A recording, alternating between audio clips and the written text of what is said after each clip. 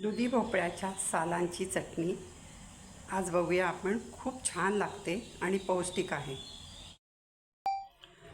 आज आपण दुधी भोपळ्याच्या सालाची चटणी बघतोय. ही चटणी अतिशय सुंदर लागते. ती तुम्ही कशाबरोबर खाऊ शकता. इडलीबरोबर खाऊ शकता, डोस्याबरोबर खाऊ शकता, उत्तप्प्याबरोबर, साध्या पोळी भाकरीबरोबर पण खाऊ शकता.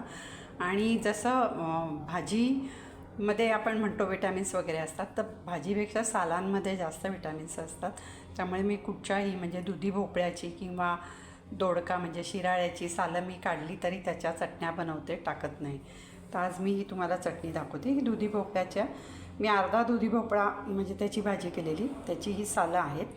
त्याच्यानंतर त्याच्यामध्ये घालायला मी फोडणीला ही हरभऱ्याची डाळ घालणार आहे थोडीशी. थोडासा गूळ घेतला आहे, कोथिंबीर आहे, थोडं खोबरं घेतलं आहे, ओलं नारळ, 2 मिरच्या घेतल्यात. तुम्हाला किती तिखट घालायचं आहे तेवढं घाला.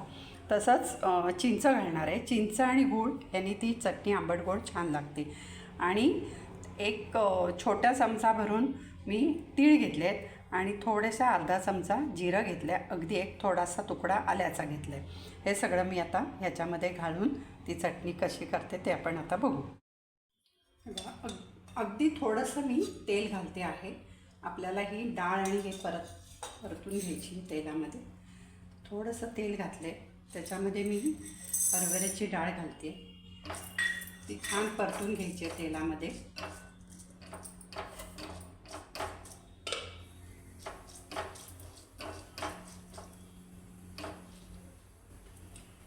त्यामध्येच त्या हरभऱ्याच्या डाळीबरोबर मी या 2 मिरच्या टाकते.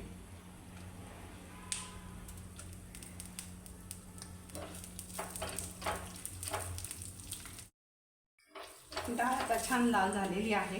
त्याच्यामध्ये मी ही कापून घेतले दुधी भोपळ्याची सालं, ती त्याच्यात छान परतून घेणार आहे मी.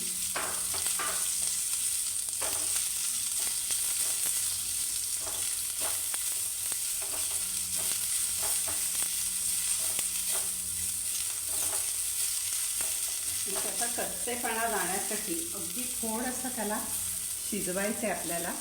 त्याच्यासाठी त्याच्यावर झाकण देते. म्हणजे अगदी 1-2 मिनटं त्याला चांगली वाफ दिली आहे. ते तेलामध्ये छान परतलं गेलं. आता ह्याच्यामध्येच मी जिरं, तीळ आणि थोडंसं आलं घेतलं आहे, ते टाकते. तेही थोडं परतून घेणार आहे.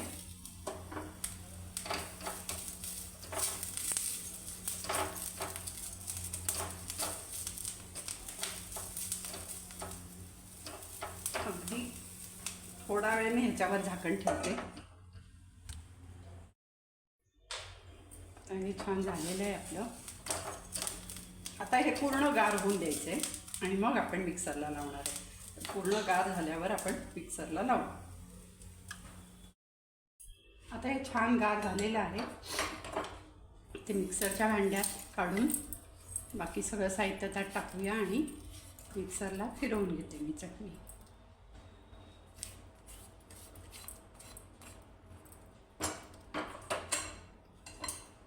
त्याच्यामध्ये मी कोथिंबीर टाकते, ओलं नारळ टाकते,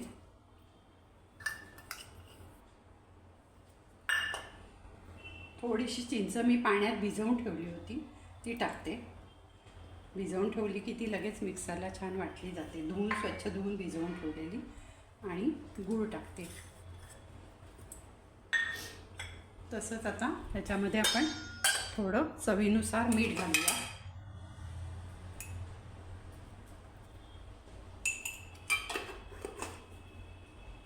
आणि मिक्सरला फिरवून घेऊ. चटणी आपली तयार आहे. तेव्हा थोडी फोडणी देऊया.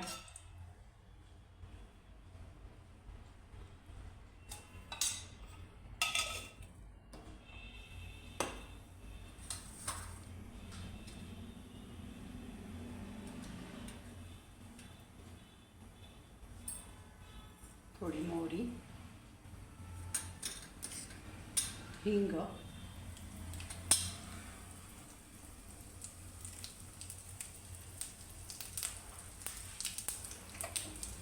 एक सुकी लाल मिरची टाकते. त्याचा खमंगपणा कांदा चटणीला छान येतो. आणि गॅस बंद करते आणि टाकते.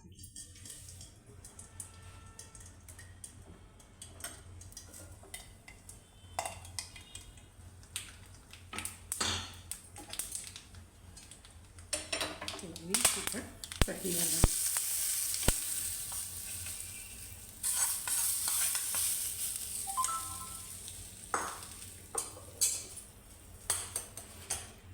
बघा आपली दुधी भोपळ्याच्या सालाची चटणी तयार आहे. खमंग चटणी तयार आहे. ती तुम्ही कशाबरोबरही खाऊ शकता. इडली, डोसा, उत्तप्पा, पोळी, भाकरी. आणि अशी सालं जेव्हा आपण काढतो त्यावेळेला चटणी करून ठेवली फ्रीजमध्ये तर ती 2-3 दिवस आरामात टिकते.